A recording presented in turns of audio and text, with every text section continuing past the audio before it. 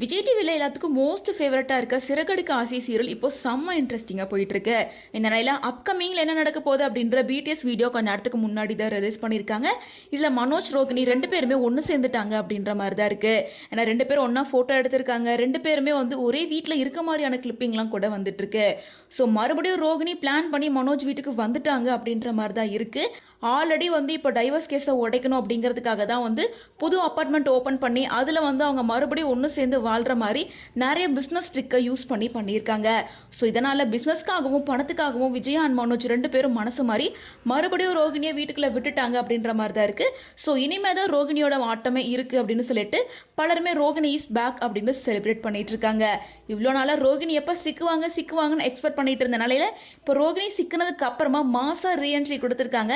இதுக்கப்புறம் ரோகிணியோட கேரக்டர் எப்படி காட்ட போகிறாங்க, அவங்க தான் இந்த சீரோட மெயின் வில்லியாக இருக்க போகிறாங்க அப்படின்ற மாதிரி தான் இருக்குது. ஸோ இதுக்கப்புறம் சீரியல் எப்படி போக போகுது அப்படிங்கிறத வெயிட் பண்ணி தான் பார்க்கணும்.